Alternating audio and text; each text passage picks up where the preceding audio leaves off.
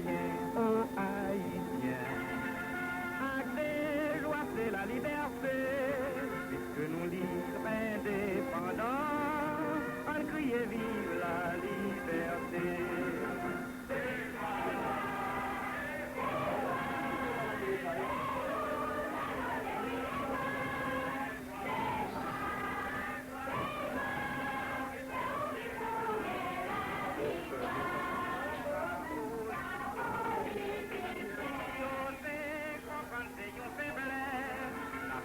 Chers auditeurs, nous avons actuellement au studio de Radio Caraïbe le sénateur Louis Desjoints qui va vous adresser personnellement la parole. Soyez aux écoutes, le sénateur arrive à l'instant.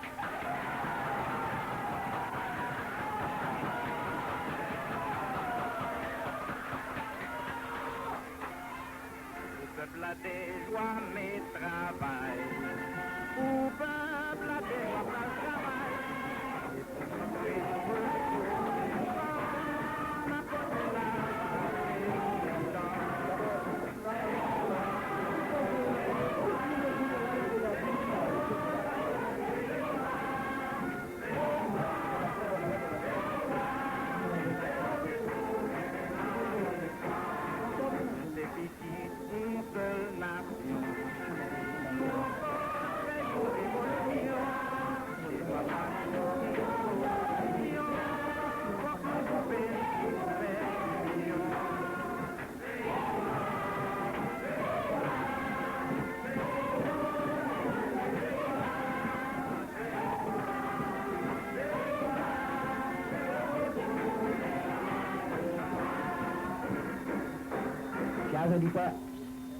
Chers auditeurs, vous entendez à ce moment l'hymne des joies qui vient d'être entonné par les nombreux auditeurs de Radio Caraïbe qui ont dit fort au sénateur des joies un cortège imposant et fleuri.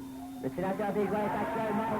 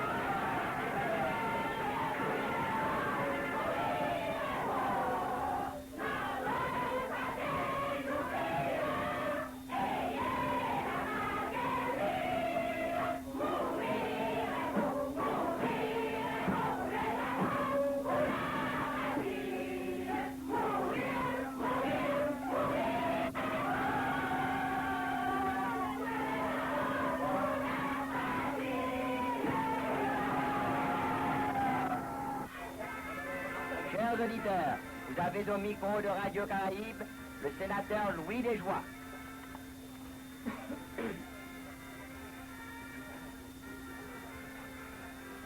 Mes chers concitoyens, l'atmosphère politique se trouve de plus en plus par les manœuvres déloyales de certains secteurs.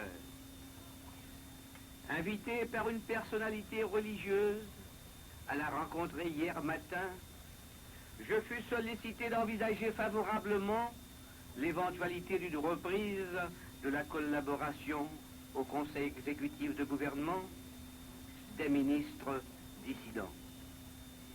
Un peu plus tard, je reçus en présence des membres de mon bureau politique la visite de M. Jean David. Ce n'est point par hasard qu'il est venu m'entretenir d'emblée du même sujet que l'éminent prélat. Il était accompagné de M. Raphaël Oli, et sortis de chez moi, ils sont allés tous deux chez le professeur Daniel Fignolet.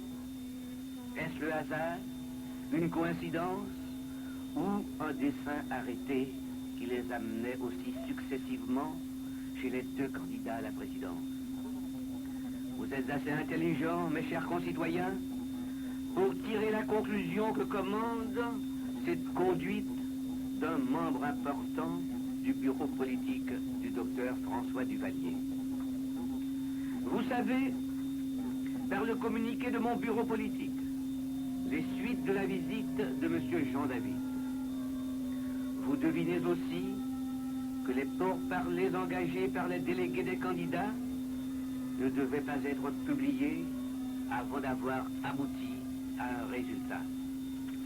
Cependant, ce matin, c'est M. Antoine Hérard qui parle de ces négociations commencées et sans que personne ait annoncé les démarches ou les visites de M. Jean David. C'est lui qui s'empresse de contester qu'il ait fait aucune démarche auprès de moi. Et pourquoi cette délégation quand personne n'avait accusé M. David? Aussi, convient-il de comprendre le vrai sens de la conduite du membre du bureau politique du docteur François Duvalier. L'éclat provoqué par M. Hérard était donc prémédité et combiné. Il fallait encore essayer de mettre en discussion et de compromettre l'existence même du gouvernement collégial. C'est une manière de laisser le champ libre à la junte militaire tant souhaitée et demandée par un candidat à la présidence.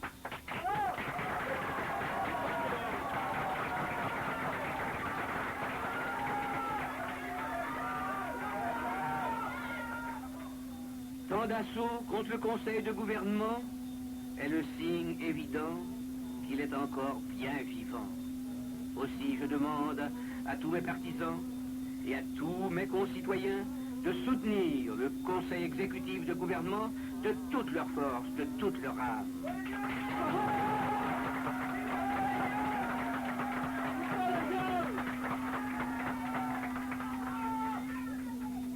Ce conseil exécutif de gouvernement, c'est le gouvernement provisoire de la République, établi avec le concours de candidats représentant en fait plus de 95% du peuple haïtien, et avec l'adhésion et le concours de l'armée d'Haïti et son chef d'état-major.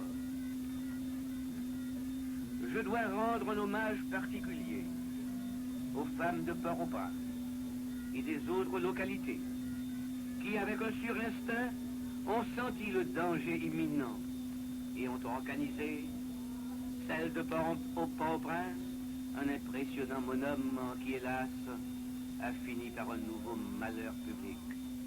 Je dois particulièrement et d'une façon toute spéciale mes félicitations et mon appréciation au commerce de Port-au-Prince, au commerce d'Écailles, de Jacmel, d'Aquin, de Miragoâne. Je dois mes félicitations et mon appréciation à ce commerce qui a soutenu si magnifiquement le conseil exécutif de gouvernement. Je renouvelle au commerce l'assurance de ma sympathie toujours agissante, et son action hautement patriotique et continue doit certainement rencontrer l'appui de ceux qui veulent qu'Haïti soit régénéré.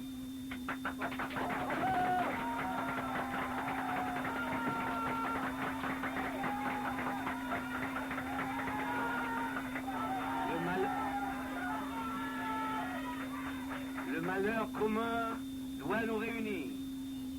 Je vous exhorte tous, mes chers concitoyens, à rester comme toujours dans la voie de la droiture, du courage et du patriotisme. La victoire restera la vérité. Elle restera aux forces saines du pays, aux forces du bien, aux forces chrétiennes, parce qu'il faut qu'Haïti vive et qu'elle vive heureuse, forte et respectée.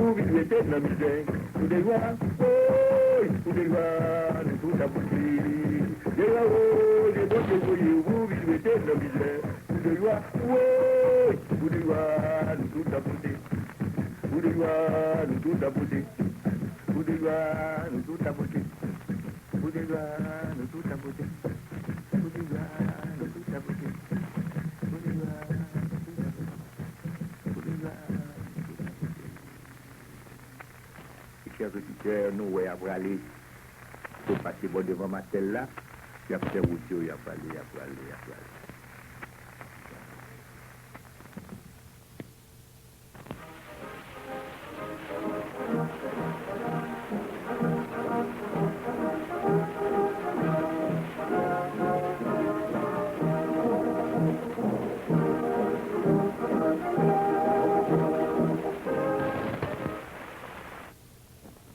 Avant de vous présenter le programme de la SICSA, votre annonceur Gérard Émile Louis tient à vous dire au revoir et merci.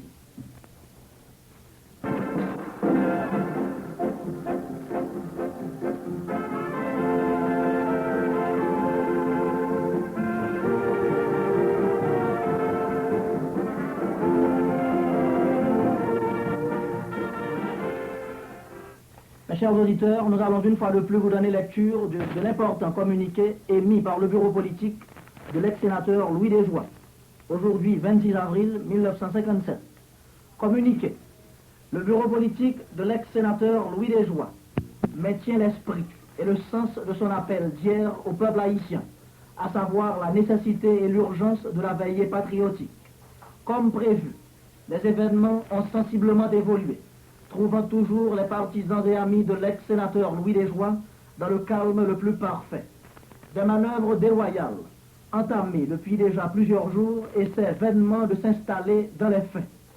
Nous sommes en mesure d'informer que des sympathisants appartenant à toutes les couches sociales, des dames et demoiselles desjoyistes sortis en bonhomme pacifique pour manifester leur desiderata dans l'ordre le plus parfait, ont été matraqués ce matin à la rue Pavée au rond-point des Touches.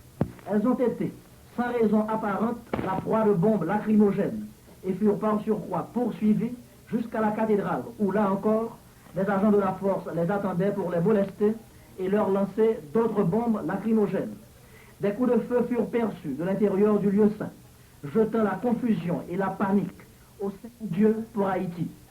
Les commerçants de la place, instruits du déroulement de ces faits regrettables à tous égards, par ceux cependant préposés à la protection et à la sécurité des vies et des biens des familles, ont fermé leurs portes en signe de protestation contre la conduite des principaux responsables du maintien de l'ordre. Port-au-Prince est plongé dans la consternation en face du déchaînement audacieux des passions de quelques politiciens décidés à jeter le pays dans l'aventure pour satisfaire leurs ambitions. Concitoyens, nous vous invitons à garder l'état d'alerte. Veillez avec nous. Population des provinces, et particulièrement du département du Sud, population de Port-au-Prince, hommes, femmes, enfants, vieillards, réserve saine du pays, soyez en éveil, prêts à assurer une fois de plus le triomphe des forces du bien sur celles du mal. Soyez calmes et confiants, car cette bataille est décisive. Elle a pour enjeu l'avenir même de la patrie, notre mère commune.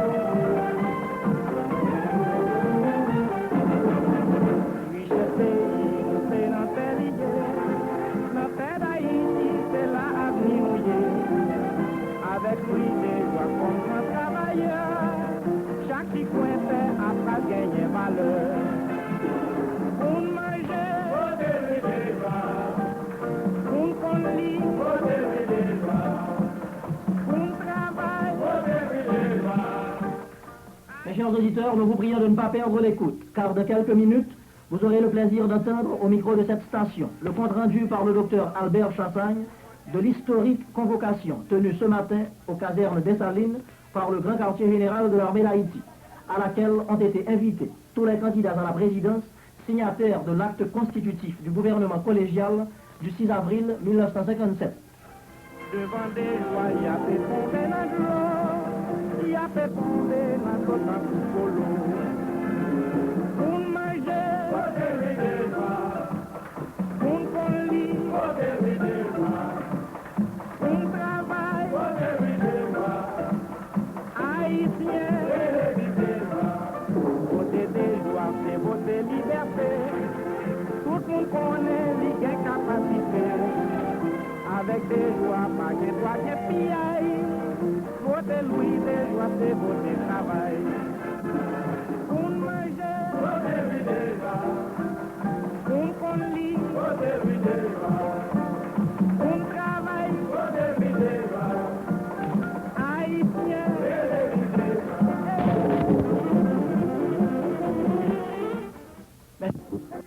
Vous avez avec vous au micro de Radio Caraïbe le docteur Chassagne.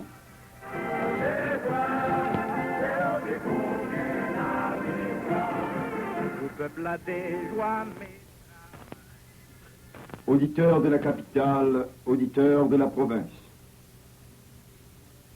Cette journée du 26 avril 1957 aura été pour le peuple haïtien une journée historique. Une conférence, en effet,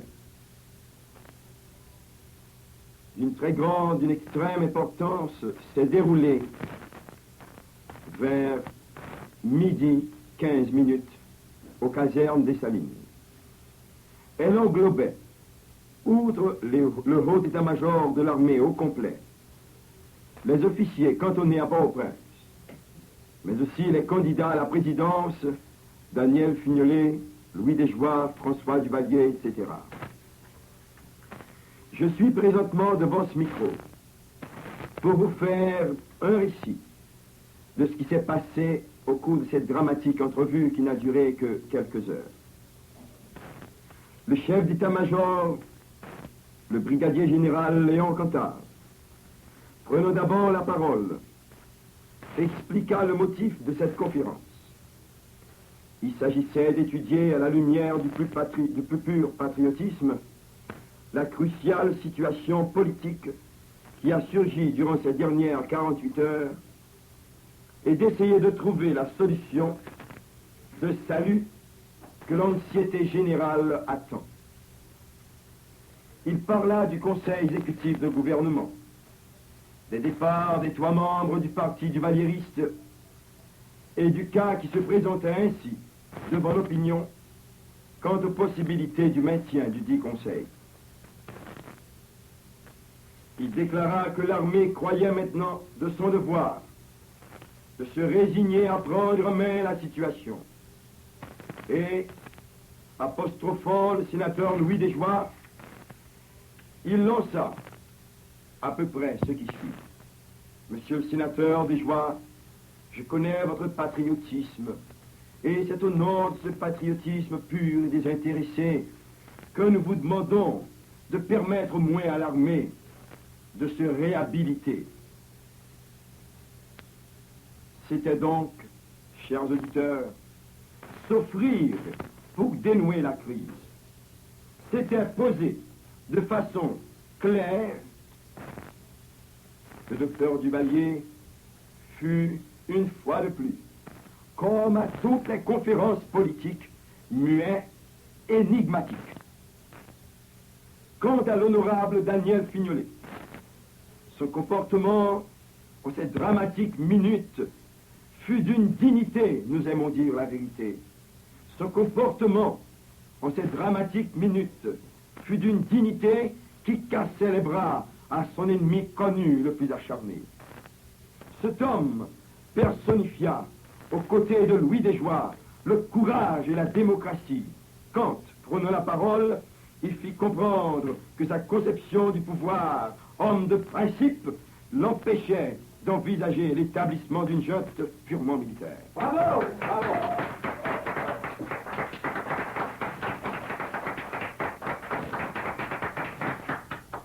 Le général Léon Cantave resta quelques instants perplexe. Et en fin de compte, annonça de la façon la plus inattendue que cette conférence était suspendue pour être reprise ce soir à 6 heures. Chers auditeurs, ne perdez jamais l'écoute. Nous nous ferons toujours le patriotique devoir de venir ici à cette station vous renseigner comme il convient. Vive Haïti! C'était au micro de Radio Caraïbe le docteur Chassaille dans le récit de la conférence tenue à la cathédrale. Quand, dans un moment impressionnant, elles imploraient le secours du Très-Haut pour sauver notre malheureuse Haïti, à cause de très nombreuses victimes atteintes de gaz qu'on dit être à base toxique. Il est recommandé à tous ceux qui en ont été atteints de consulter sans retard un médecin pour la médication nécessaire. Autrement, de l'avis de spécialistes qui ont déjà examiné plusieurs cas, les victimes sont exposées à l'œdème aigu du poumon, pouvant entraîner la mort lorsqu'ils reçoivent le gaz à bout portant et en dose massive.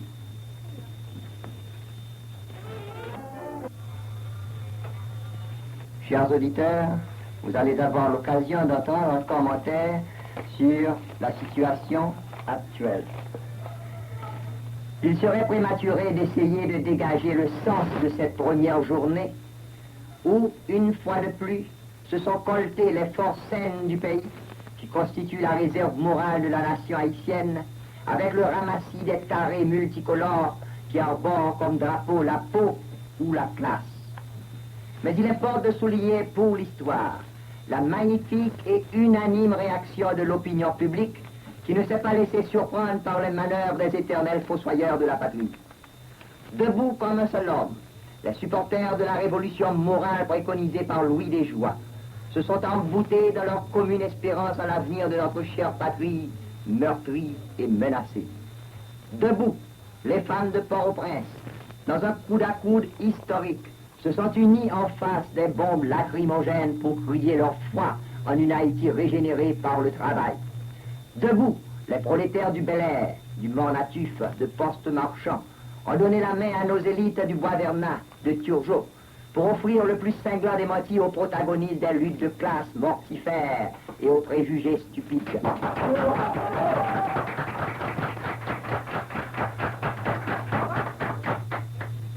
Quelle leçon pour ces turiféraires inconscients qui mettent leur énergie et leur intelligence à dénigrer les valeurs réelles sans se douter qu'ils ensevelissent la patrie commune. La leçon qui se dégage de cette réconfortante journée, c'est qu'une prise de conscience est opérée dans l'orientation des revendications populaires.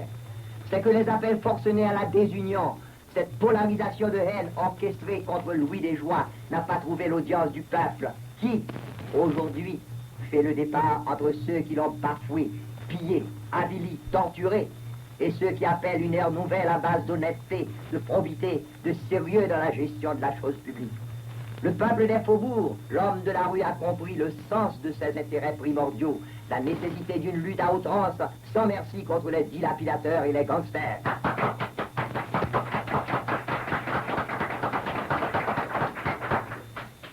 Le peuple sait maintenant où sont ses ennemis et ses véritables défenseurs. Il a signifié sa volonté à sa manière en face de la soldatesque sous les matraques, au Cap Haïtien, au Caille et aussi à Port-au-Prince. Le peuple a dit non. Et comme une cuirasse d'airain, il a porté Louis Desjoie par les rues, défiant menaces, intimidations, pour déposer en lui ses suprêmes espérances.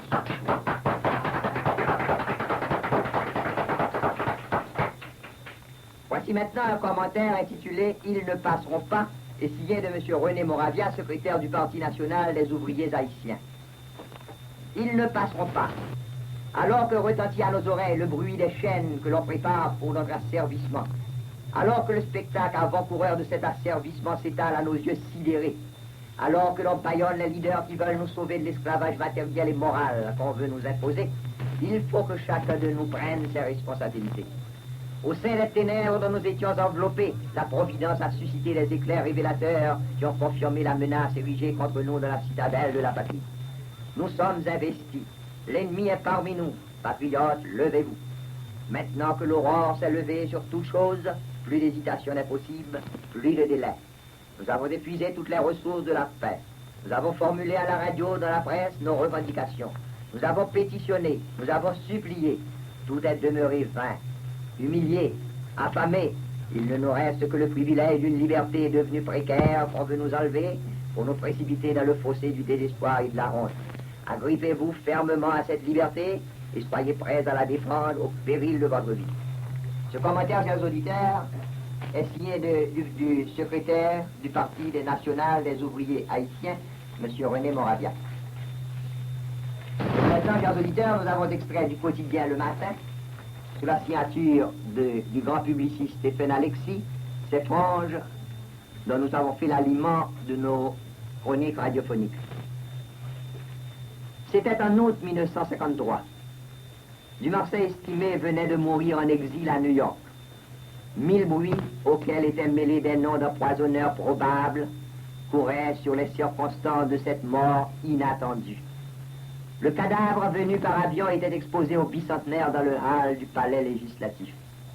Plus loin, dans le casino international, flambant de tous ses feux, ce casino bâti par le chef artiste est décédé, quelques-uns de ses anciens amis et partisans, ministres, sénateurs, députés, grands fonctionnaires du nouveau régime, dansaient avec un essaim de putain de luxe, en compagnie de Paul Magloire, vêtu d'un anachronique habit vert bouteille, galonné sur toutes les coutures, véritable roi de pique dans un jeu de bésigue qui semblait fêter la mort de l'homme trahi, la mort du grand fils de la classe.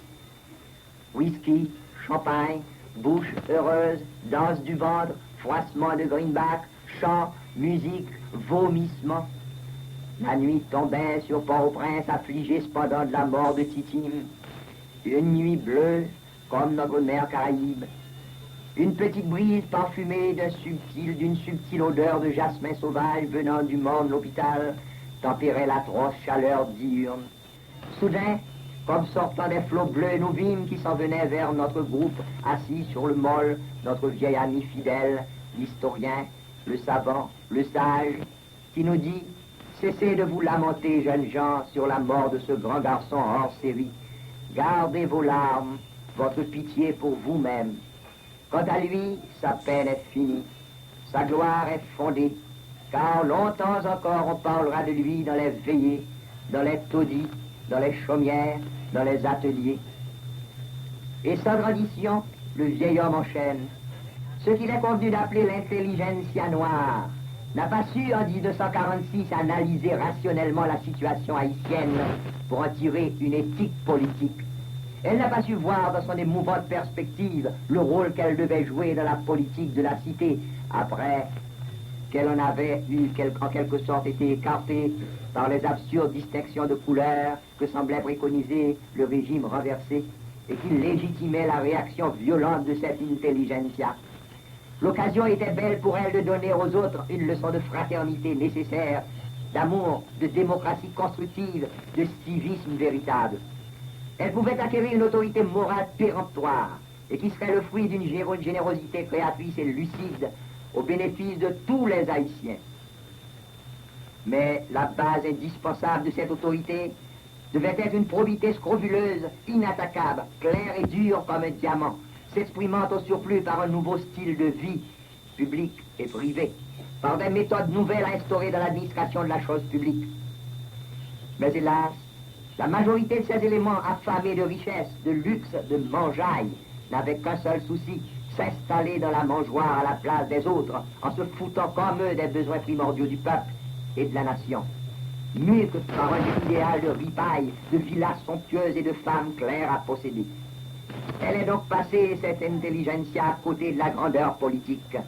Ces leaders n'ont pas été des révolutionnaires véritables, des fils du peuple véritable. Ils ont raté l'occasion de s'imposer à celui-ci et raté le rendez-vous que leur avait donné le destin et la classe. 6 classes il y a. Dites-vous bien, mes jeunes amis, que désormais l'arme électorale du préjugé de couleur qui a bien servi quelques-uns de l'intelligentsia noire en 1946 pour l'unique satisfaction de leur bas instinct ne jouera plus.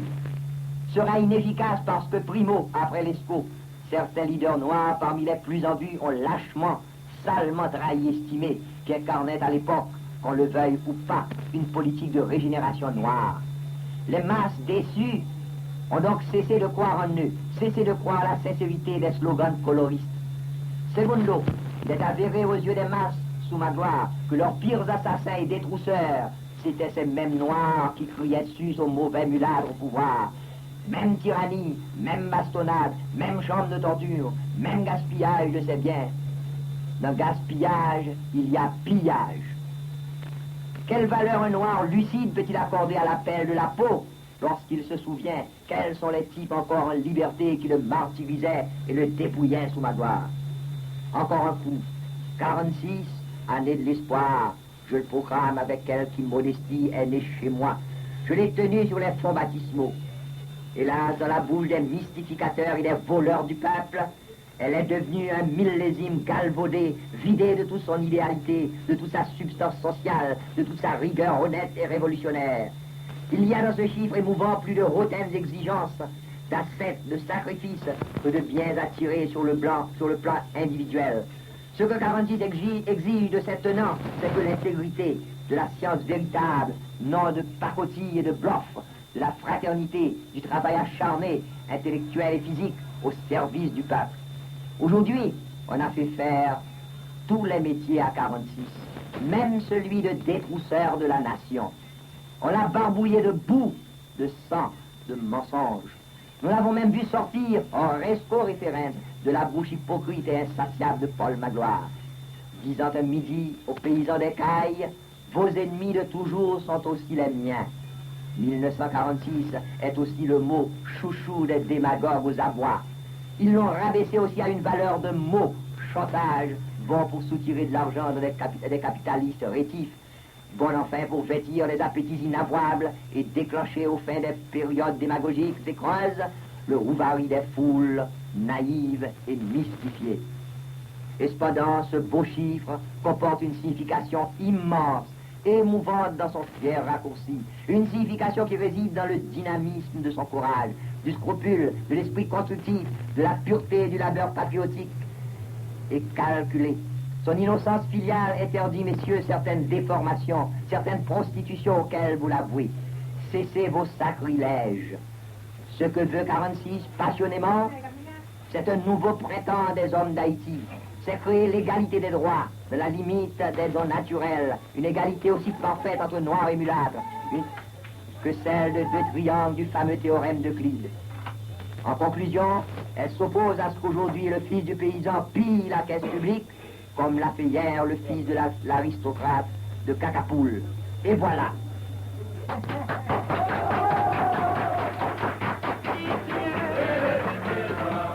Chers auditeurs, vous venez d'entendre cette page émouvante publiée par le quotidien Le Matin, sous la plume du brillant publiciste Stéphane Alexis.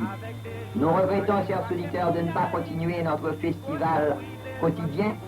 Nous nous bornons à vous mettre au courant des derniers développements de la situation politique telle qu'elle se présente. Peut-être.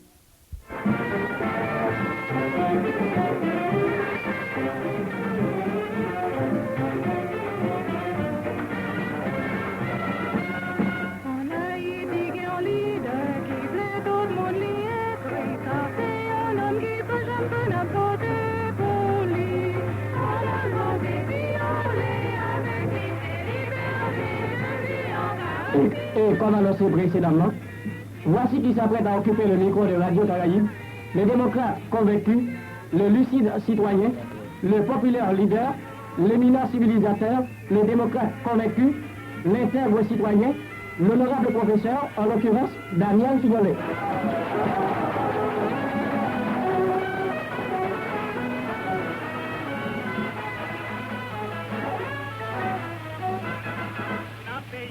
Chers auditeurs, l'homme qui choisit pour me dire, me passer toute vie, m'a enseigné, m'a fait politique scientifique, m'a fait politique humanitaire, m'a mis patriotisme au service du développement de mon pays. Donc, l'homme m'a parlé, m'gen qui choisit pour me dire. Et ensuite, m'a toujours dit, politique pas semblé à politique par l'autre secteur. C'est facile pour concevoir les. Chaque fois que je viens dans la radio, je dis à le doigt Jumel, je dis à le doigt Duvalier, je dis à le doigt des joies. Mais tout ça, c'est tripotage.